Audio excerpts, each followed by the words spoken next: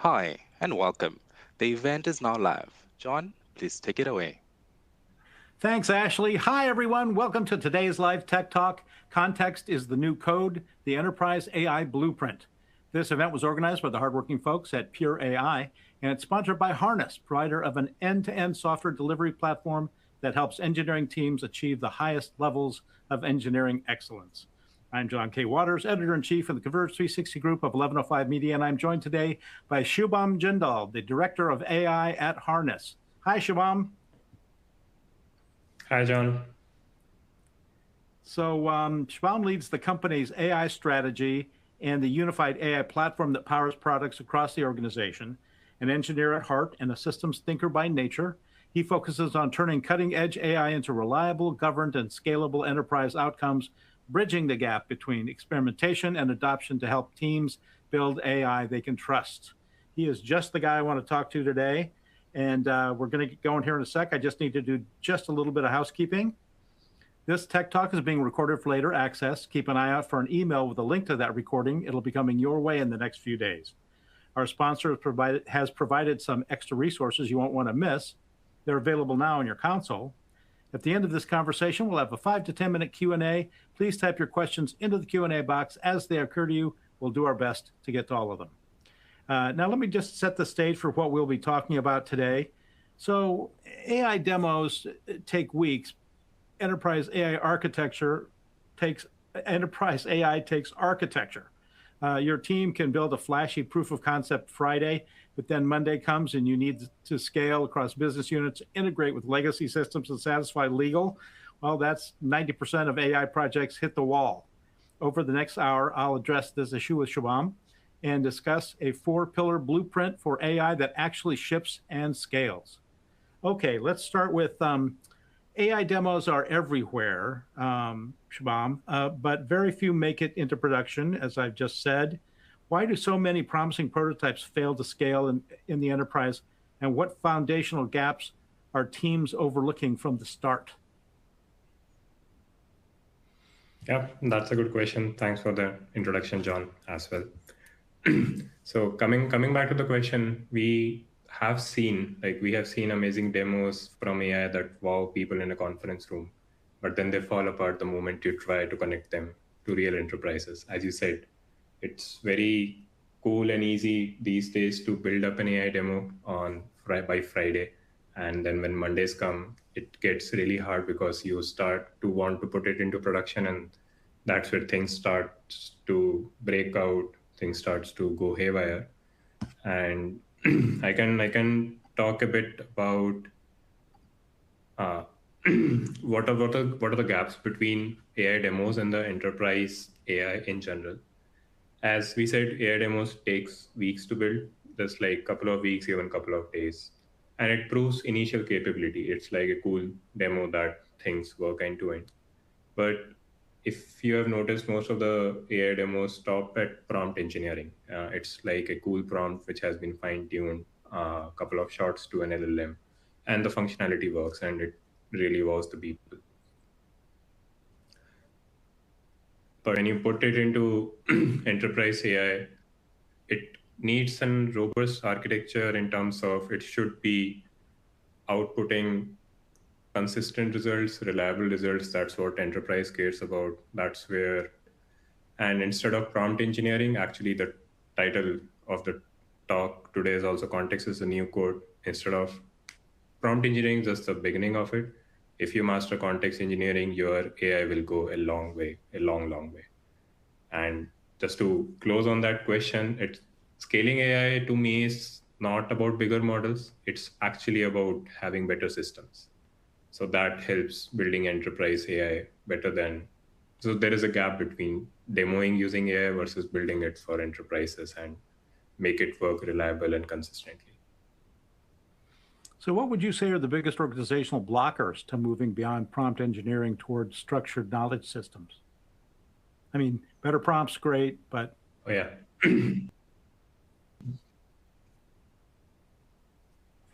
Actually, if you ask me, the biggest blockers aren't this. As I said, the models and tools are never the blockers. We have lots of models, and they are the state-of-the-art models, and they really do an amazing thing. The biggest blocker I would call is more organizational, more structural. Let me. So if you look at it, the biggest blocker in different organizations is siloed data, scattered knowledge. The data is a particular team is very knowledgeable about particular knowledge. A second DevOps team is very particular about DevOps knowledge. So the knowledge is very scattered at different places in an organization, and there is a lack of domain knowledge. Your LLMs don't understand your organizational language; they just understand the generic things they have been trained on in the world. So there's a lack of enterprise knowledge, if you were to call that matter. And other blockers are also if your AI is spitting out things from its own, if it is not grounded, that it goes into a risk of hallucination. And finally, the last point, which people often forget about, touch a lot later, is the security and the privacy risk, which we have been hearing a lot about AI safety, how we are sharing data with different models, what policies you have in place. So to me, like, AI thrives on context, and most organizations actually have context fragmentation. And to me, that's like the biggest blocker in organizations to move beyond from prompt engineering to structured knowledge systems. Makes sense. So how can teams begin creating a knowledge graph from unstructured enterprise data? Yeah. Knowledge graph is a well-loaded term. I'll actually first try to answer into why do you need knowledge graph? What is knowledge graph, and what really, how does it really keep your AI grounded? So, as the title goes, context is the new code. There are different things that drives context in AI, and knowledge graph is one of the best ways to orchestrate that context in your AI ecosystem. So as I mentioned in the previous question, context should always come from organizational intelligence. Like you should be able to consolidate different organization knowledge into a unified layer, and then as you go along in your AI, you should be able to very smart context at the right time instead of bloating AI with lots of context in a single go.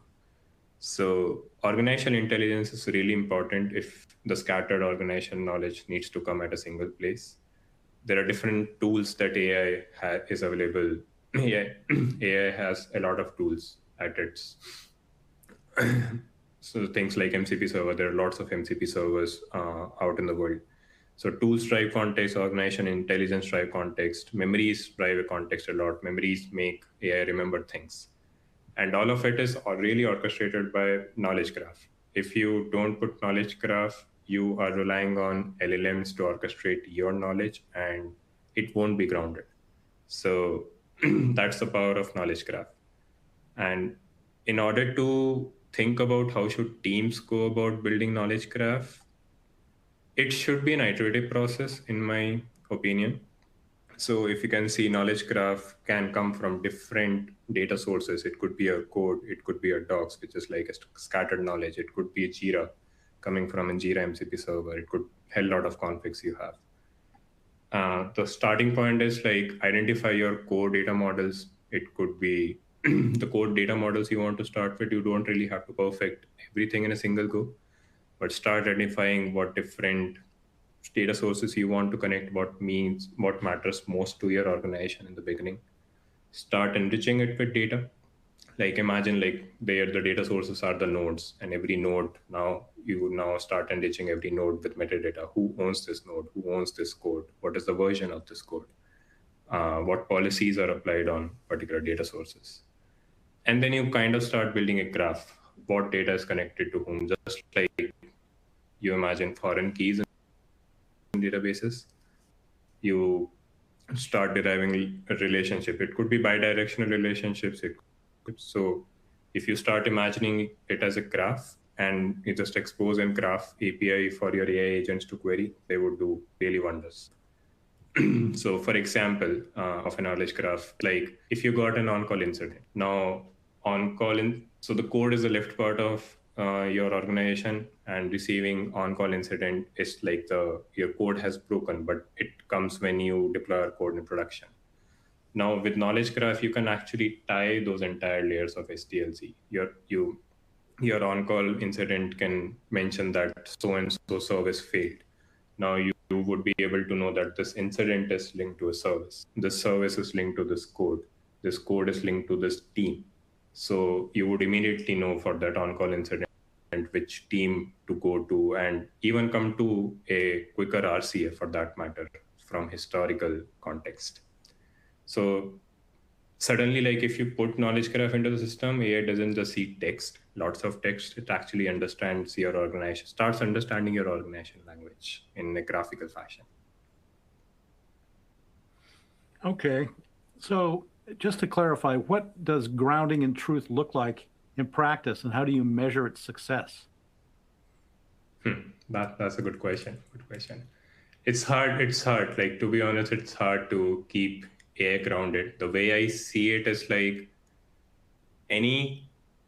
first part is like, I always follow the rule of, if you bloat your AI with lots of context, your organization will have an immense amount of context. If you bloat your AI with lots of knowledge context in a single go, it is going to hallucinate because all of the AI has a limited context window. So in order to keep it grounded, you have to do a lot more than bloating your knowledge at a single place. You would have to, the AI reasoning, you should always knowledge at the right time. That is one. And if you should also be able to, any claim AI is making, it should be verifiable. Like AI should be able to cite that I got this information from this particular knowledge you added in my context. So if you are able to verify that every claim AI is making is actually coming from your knowledge, it is citable, it is verifiable, it becomes a lot easier to keep AI grounded in truth. Having said that, you have to think of like a context router for AI. You are always able to pick the right context at the right time. If you're talking about a ticket, an issue, a bug, or a ticket, it should know that what are the different tickets. So it will always keep your AI grounded in that matter. Yeah. So a highlight would be if your AI is citing the knowledge you have added, any claims that AI is making. If AI is able to cite it, you will actually make it grounded, and you would actually start trusting it more. Okay, what makes enterprise AI sticky? And how can organizations ensure that assistants become daily workflow companions, I guess, rather than novelty tools?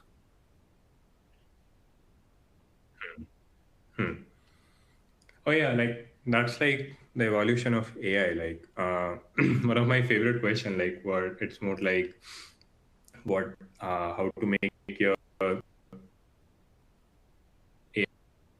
AI sticky behaving as chatbots in silos. I've seen AI becoming just behaving like chatbots in silos, and who you are and what you are. So the 4 pillars in terms of what is important to scale enterprise AI and how you can make it behave more like a companion rather than a standalone AI as a chatbot thing. And the couple of highlights from this slide, which would be important for this question, is context and personalization. Context, we have been talking a lot about context. Context is the king, context is the key. Personalization is around AI should remember what you're doing. AI should be an integral part of your ecosystem, and it adapts to what you have been doing in your daily workflows for that matter. So if I want to double click a bit more on what I mean by personalization, you start by making AI work as your companion. You start by making AI sticky by having memories in your AI. Memories have a concept of short-term memory, long-term memories as well. Short-term memories is about if you are instructing AI to do something, it remembers. If it remembers as you go, even if you come back a day later, even if you come back 3 days later, 4 days later. So it ensures continuity. It ensures what you have said is always being followed. Be it, it also remembers who you are. Like if you are operating that ecosystem as a DevOps person versus as a software engineer, as a QA, as a product manager. So it it's my favorite line. Context makes AI relevant. Memory makes it human. So because it kind of remembers us like we humans do, and we also have a concept of short-term memories, long-term memories. So it really makes people start loving the fact that AI is remembering what I have said before. Okay, so answer this. Why do so That's how the organizations skip evolution of AI. evaluation? I've been reading some Gartner papers, and the evolution of AI is you start with chatbots. As we know, everybody starts with chatbot. We had a little bit of a snag there in your video. So can you hear me okay? Evaluations part, yeah. Yeah, why are they? I can hear you. Okay. You can hear me? Okay, I'll take I can hear you. I can take a stab on the evals question you just asked. That sounds great. Yeah. So evals, like, yeah, I would actually answer that question with another question. Let me open the slide first.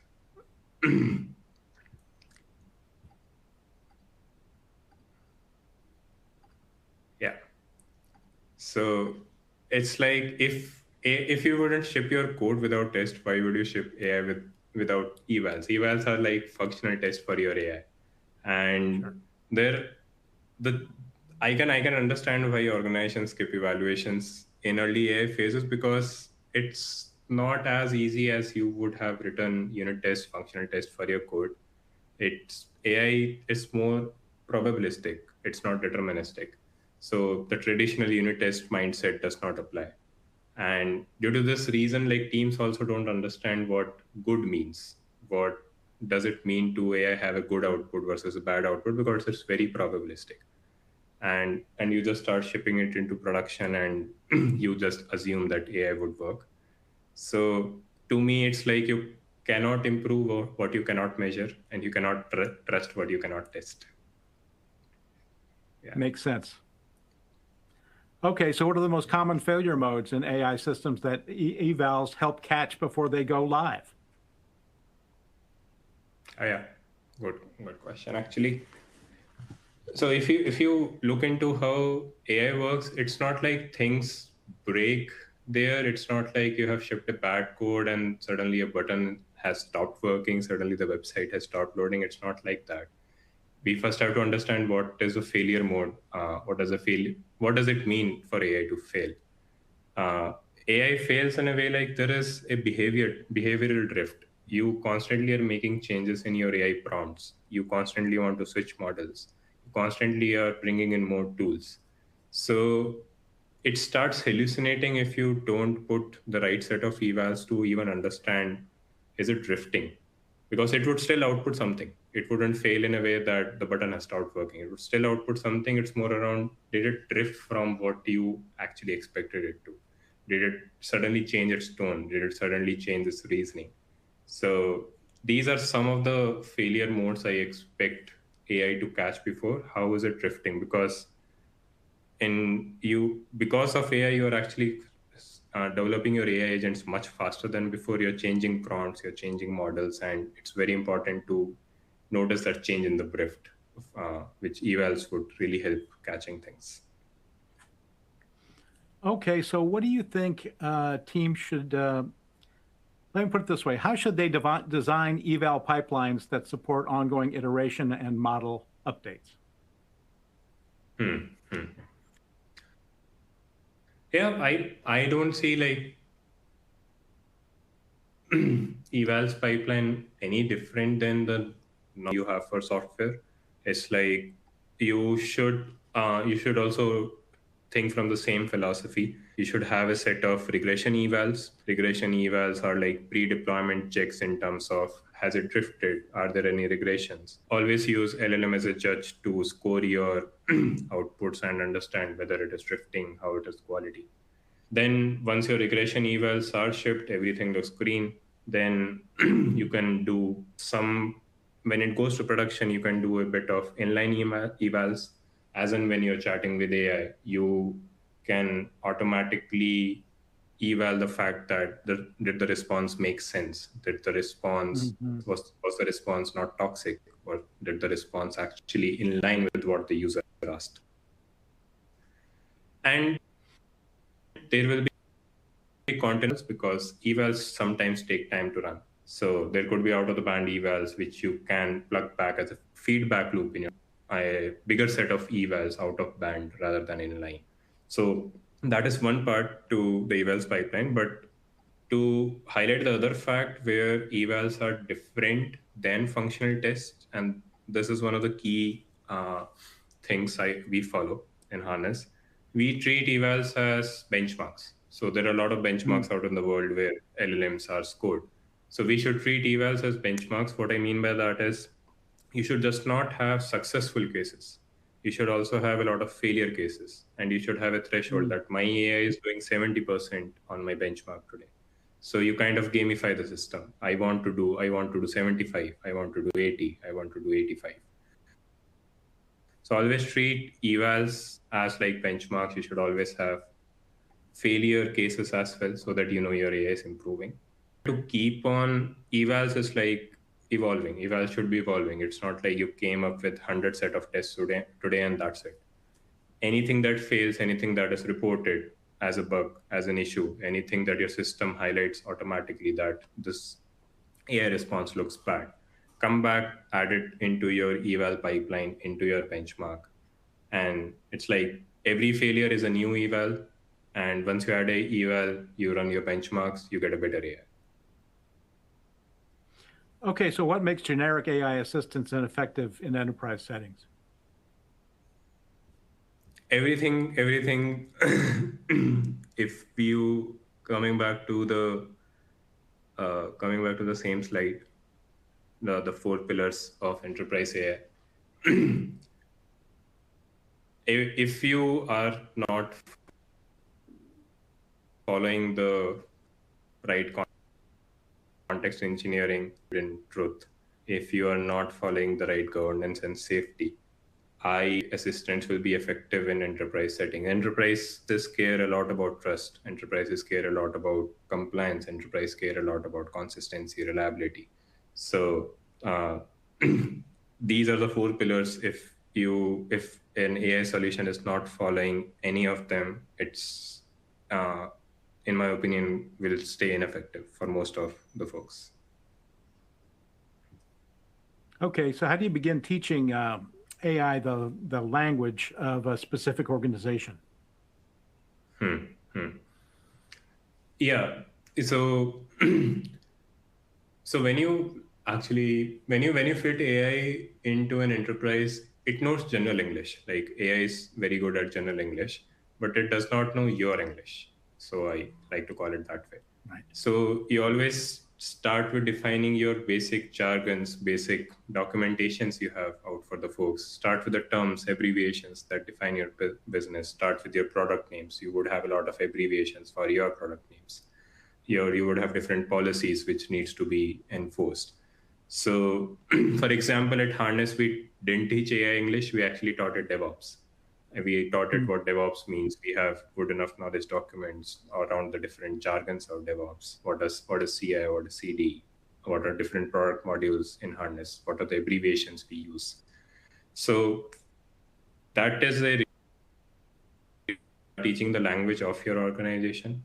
Start making it learn your English rather than a general English first. Very cool. So what does real-time policy enforcement look like when using generative AI tools in production? Yeah, good question. So this covers most the 4th pillar, the governance and safety part of it. The way I see governance and safety and we want to talk about policy enforcement. That's really critical. So policy enforcement defines on around how your AI should behave in production as expected by the customers. This is different from accuracy.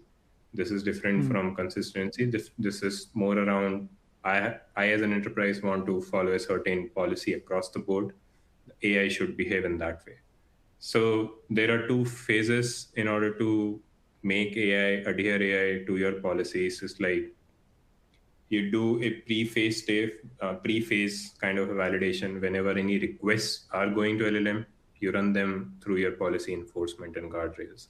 See if there are any unsafe prompt blockings or any policy, like for that matter, an organization is put forth.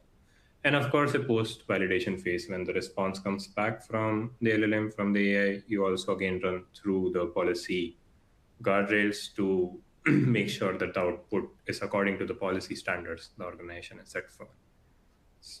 So yeah, making policy aware is one of the key pieces to have it in your context to make AI comply to the policies of organization. Okay, how can enterprises audit AI systems when prompts are dynamic and LLMs are black boxes? Yeah. So yeah, we cannot audit what LLM thinks behind the scenes, but to me, audit everything that's going around it. So to your point, prompts are evolving, but I believe in versioning everything.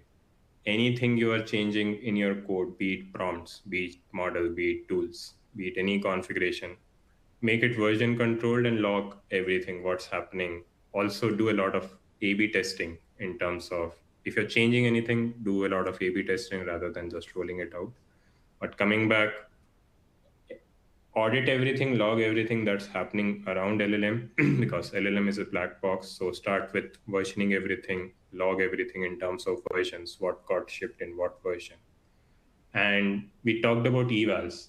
Evals, if anything is failing, if anything is also successful, evals don't just treat evals as functional tests, also treat evals as audits. So you should log how is your AI doing when a user asks something.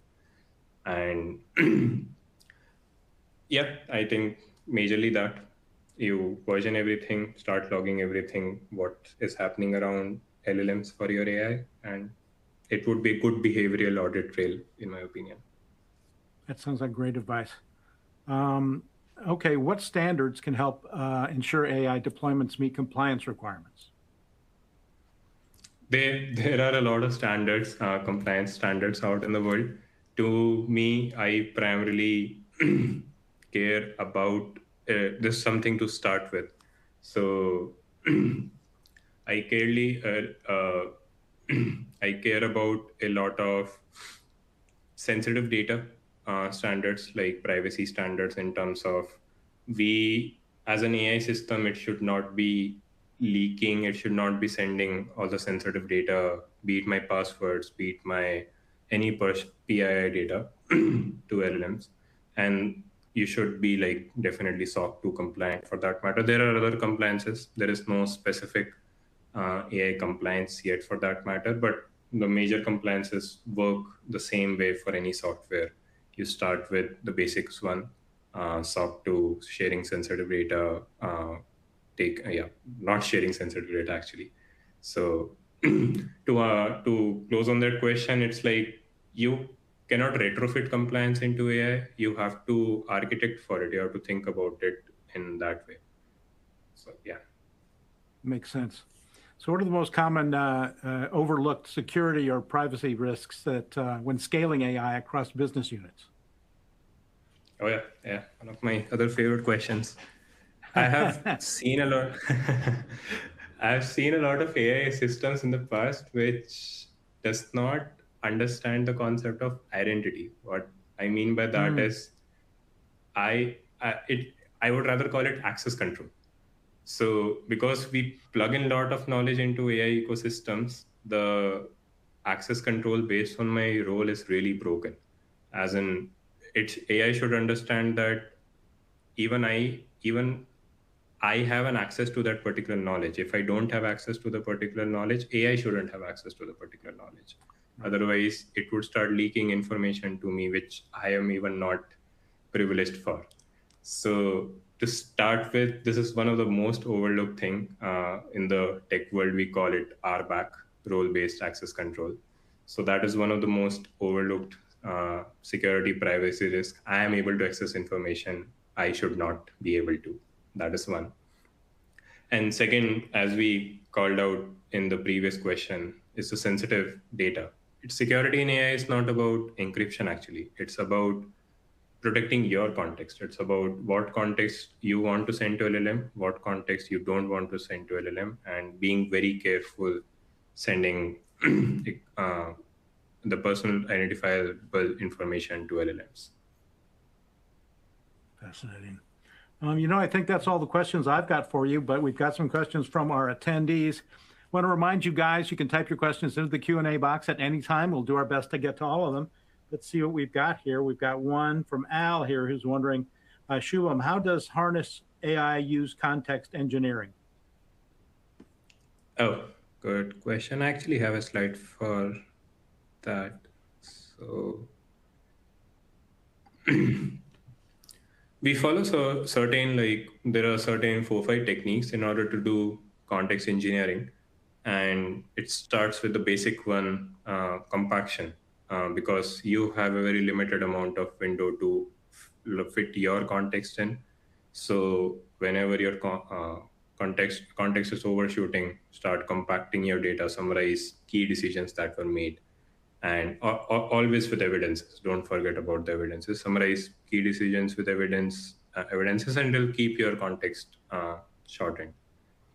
And then there are the smarter techniques, like what to do with large outputs. You can, instead of dumping large outputs into the same context, dump it actually into a file and let AI read that file.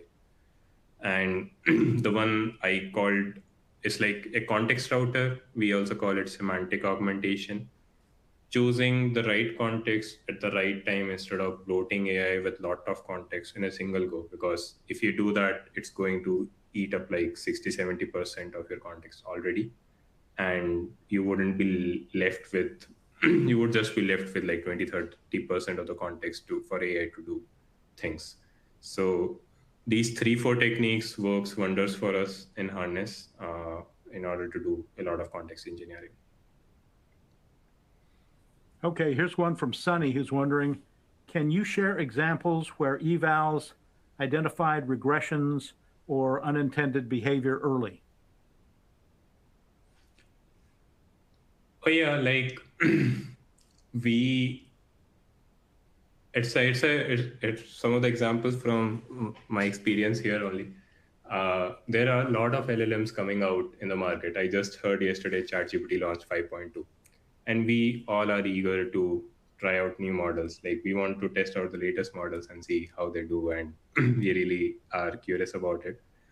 Now, in the absence of evals, changing a model always keeps me anxious. So you just go and change the model and roll out in production in the absence of evals. You wouldn't know, because a different model would behave differently and might need a different prompt. So I would want to, if I didn't have evals, and we actually have had some bad evals back in the life cycle, and changing a model actually failed things for us rather than relying on that state-of-the-art model to do wonders for us. So that is one of the examples we have. Okay, here's one from Perry who's wondering, what roles or departments should lead the effort to build organizational intelligence for AI? I see. Yeah, like if we double click on the fact that there is good enough intelligence in an organization, it is scattered. So in order to unify all that intelligence, to me, there should be a core unified AI team. And it's really important, because if you do AI scattered in your different teams, your AI will work very differently for different teams. Your AI will work very differently for product A versus for product B. So in terms of roles or department, it's important to have a unified AI layer, unified AI architecture kind of a team, which is like responsible for all of the things, the 4 pillars we are talking about: context, evals, personalization, governance, and safety. And they will make sure that the knowledge is unified in the right way and orchestrated in the right way. Okay, we've got another question here. Okay, no, that's just a thing, just a hi from the, okay. Looks like that's all the questions we have for now. Remember, folks, if you have any more questions that occur to you after this, send them to us and we'll get them to Shubham and he'll take care of, give you a good answer. So that's all the time we have, I guess, for this Tech Talk. I want to thank Shubham Jindal for an informative conversation. Truly, man, it was very informative, despite the occasional communication issues there. And many thanks to the folks at Harness for making this conversation possible. Thanks, everyone, and have a great day. Yep. Have a good day. Bye-bye, John.